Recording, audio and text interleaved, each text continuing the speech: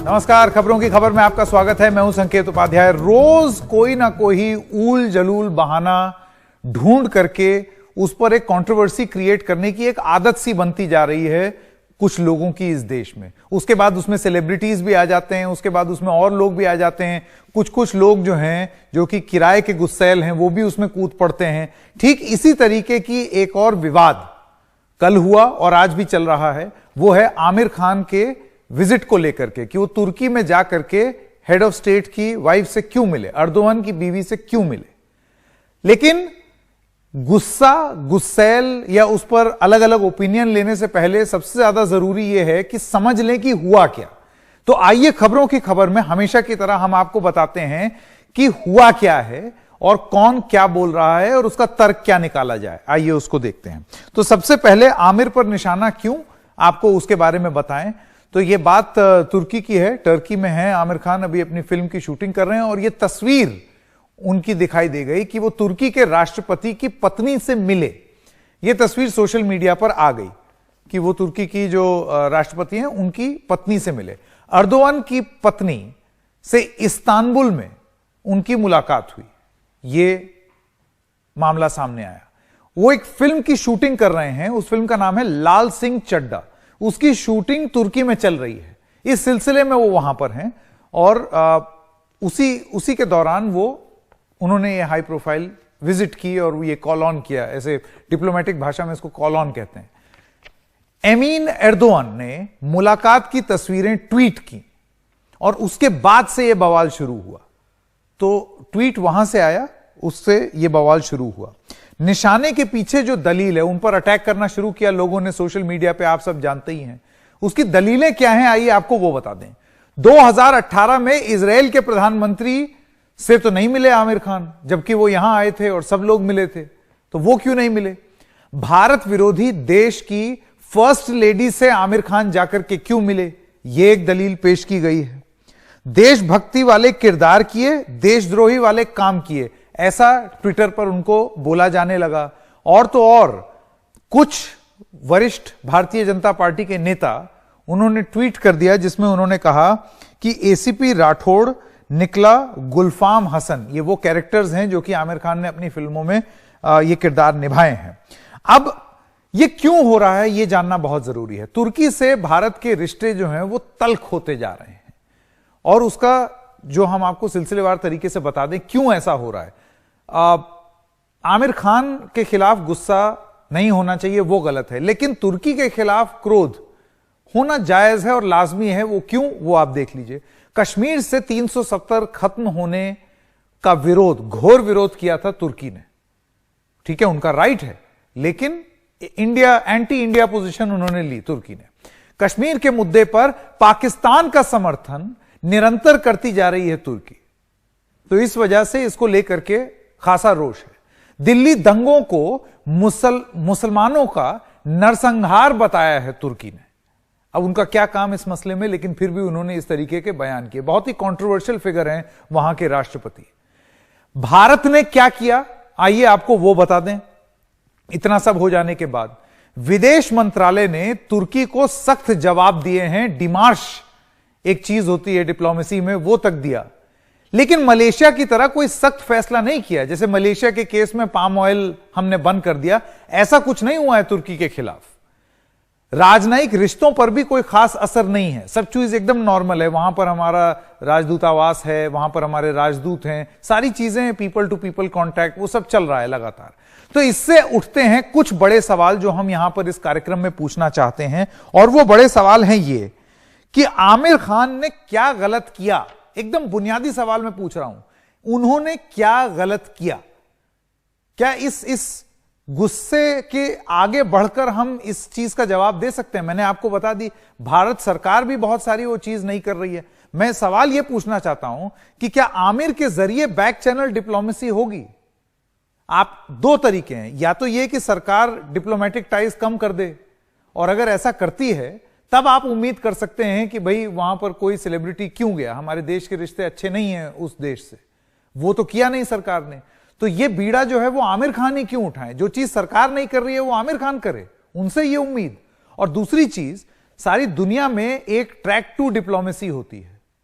तो आज की डेट में अगर स्थिति बहुत खराब भी है, रिश्ते खराब हैं तुर्की से, तो ये सिनेमा की पर्सनालिटी, क्या वो एक बैक चैनल डिप्लोमेसी का हिस्सा नहीं बन सकते? इसमें फायदा भी है, उस फायदे को क्यों नहीं देखा जा रहा है? तो इन सब चीजों पर आज चर्चा करेंगे हम खबरों की खबर में।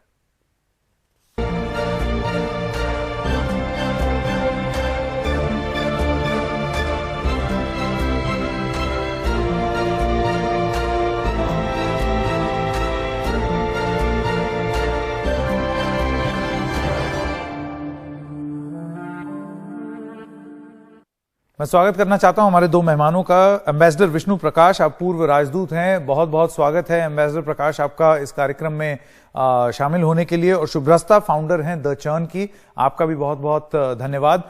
मैं एम्बेसडर प्रकाश आपसे शुरू करना चाहता हूं। मैंने कल आपका एक ट्वीट भी देखा। मैं आपसे ये जानना चाहता हूं कि डिप्लोमेटिकली, आप एक डिप्लोमेट, करियर डिप्लोमेट है, मैं आपसे पूछना चाहता हूं डिप्लोमेटिकली, प्रोफेशनली आप इसमें क्या गलत पाते हैं? इसमें क्या गलत हो गया कि अगर आमिर खान जाके मिल लिए? संकेत जी, मुझे इसमें कोई गलती नहीं लग रही है। और ये जो जैसे अंग्रेजी में कहते हैं स्टॉर्म इन अ टी कप, वो भी नहीं है। बड़ी सरल सी बात है कि ये बिल्कुल ठीक है कि टर्की ने जो कर रहे हैं, जो उनके पॉलिटिकल स्टांस है, वो गलत है, हम उससे खफा हैं, बिल्कुल ठीक है। पर बहुत मुल्क हैं, मलेशिया है, ईरान है, चाइना है, तो क्या उनके साथ भी यही किया जाए?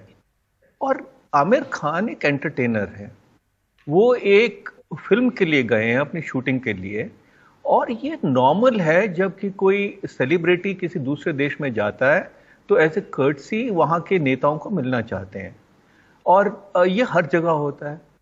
तो मुझे ये विवाद का बिल्कुल बुनियाद नहीं समझ आता। और मुझे थोड़ा सा इस बात का ये दुख भी है कि हम लोग क्यों ये अपने जो शक हैं ऐसे लोगों पे थोपते हैं। अगर मैं नहीं चाहता कि किसी को मिलूं तो इसका मतलब ये है कि पूरा 130 करोड़ लोग ना मिलें।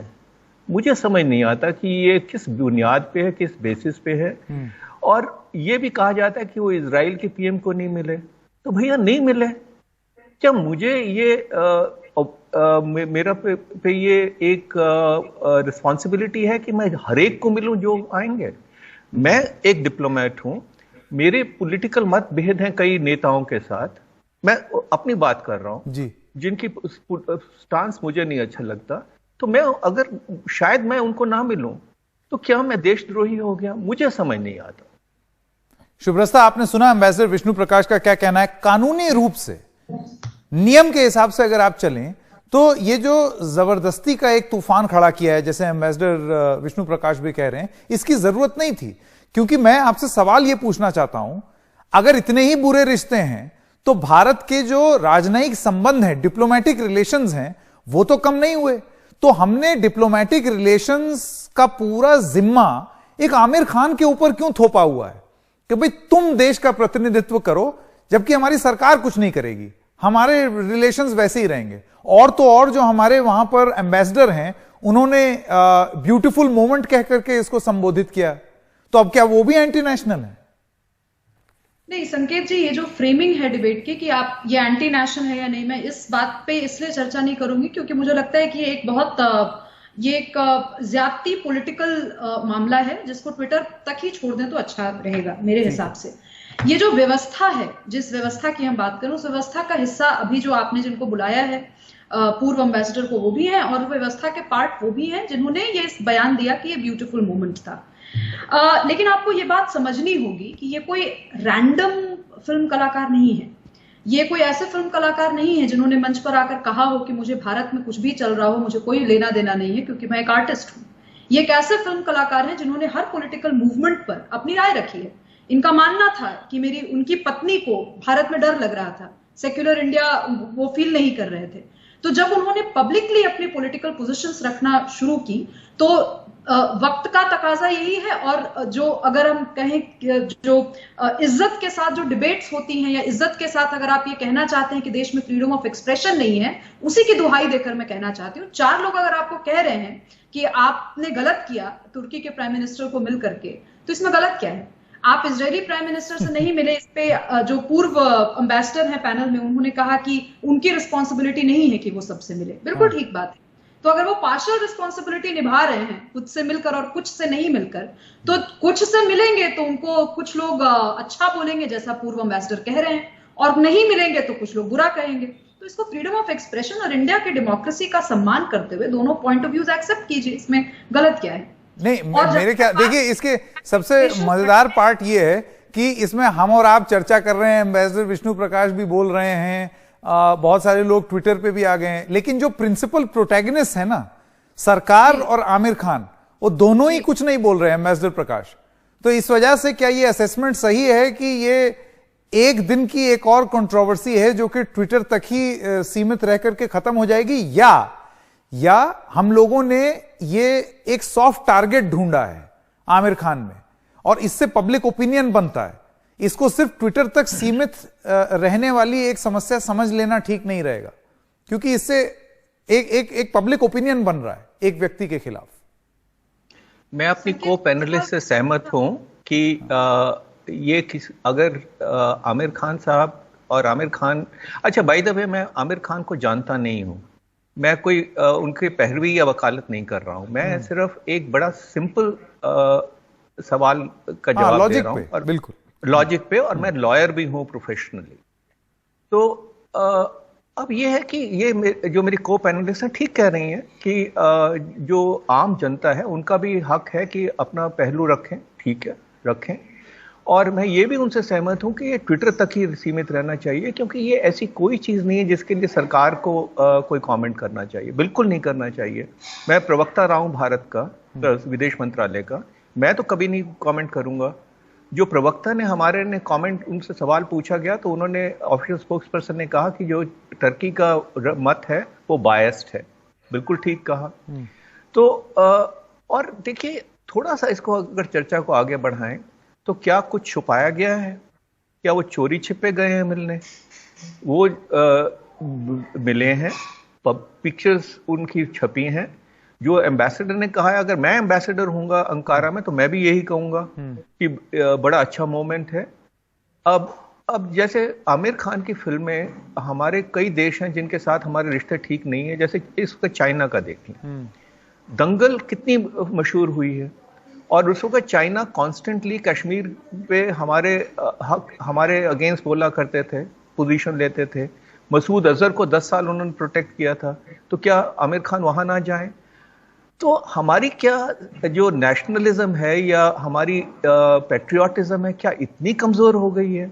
बहुत बड़े सवाल। मुझे सिर्फ इस बात का दुख है, पर मैं अपने को पैनलिस्ट की बात से सहमत हूं कि मेरा भी अख्तियार है, हक है कि मैं किसी की डिसीजन, अगर मैं पब्लिक फिगर हूं तो मैं क्या करता हूं, मेरा भी हक है उस पर टिप्पणी करने का कि वो मानूं या ना मानूं। हाँ, तो चार लोग अच्छी बात बोलेंगे, 4 बुरा बोलेंगे, और वो उसको आपको मानना पड़ेगा क्योंकि आप पब्लिक फिगर हैं। शुभ्रस्ता, आपके पास वापस आते हैं। आपने सुना एम्बेसडर विष्णु प्रकाश ने क्या कहा?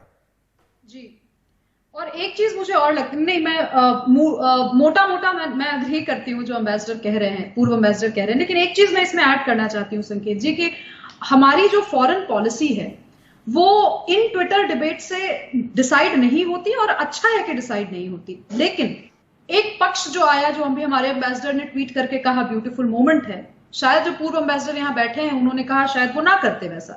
तो ये नहीं, वो कह रहे हैं वो करते, वो भी यही करते, मैं भी यही करता, मैं ये कह रहा हूं। ऐसा लगता है कि जो अगर कोई ऑफिशियल विजिट हो, ऑफिशियल विजिट पे कमेंट करना भारत के एम्बेसडर्स का बिल्कुल बनता है। नहीं शुभ्रस्ता, देखिए ऐसा है संकेत जी, मेरा सवाल फिर ये होता है, डिप्लोमेसी का बीड़ा एक इंडिविजुअल के ऊपर फूटे, और खास तौर से इसलिए क्योंकि वो एक विवादास्पद कैरेक्टर बन गए हैं, उनके कुछ अटरेंसेस हैं, कुछ ऐसे बयान हैं जो कि नहीं पसंद आते कुछ लोगों को, वो एक फेवरेट विपिंग बॉय बन गए हैं आज की डेट में। आपको लगता है इससे पता है कि आप एक फेवरेट विपिंग बॉय बन चुके हैं, जब आपको पता है कि आपके कहने से बहुत सारे लोग ऑफेंड हुए हैं। ये केवल ऐसा नहीं है कि विवाद, फालतू का विवाद नहीं था, बहुत बड़ा सेमिनल डिबेट है कि इंडिया सेक्युलर है या नहीं है। इस विषय पर अगर आप, इस संजीदा विषय पर अपनी राय रख रहे हैं और कह रहे हैं कि आपकी पत्नी को डर लग रहा है अगर भारत में, तो बहुत बड़ा बयान है ये। और इस बयान के साथ आप अगर बाकी लोगों से मिल रहे हैं तो आपको फिर क्रिटिसिज्म बस मेरा कहना, समय मेरे पास खत्म हो गया है जी। शुभ्रस्ता और एम्बेसडर विष्णु प्रकाश, आप दोनों का बहुत बहुत धन्यवाद। वो कुछ भी बोलते हो, उनको बोलने का हक है और लोगों को भी बोलने का हक है, लेकिन ये सिर्फ ट्विटर तक सीमित रह जाने वाली बात नहीं है। ये हर व्हाट्सएप ग्रुप में, हर जगह ये साबित करने का एक प्रयास है कि ये देखो एंटी नेशनल हरकत की, एक ऐसी चीज जो कि हमारी सरकार भी नहीं कर रही।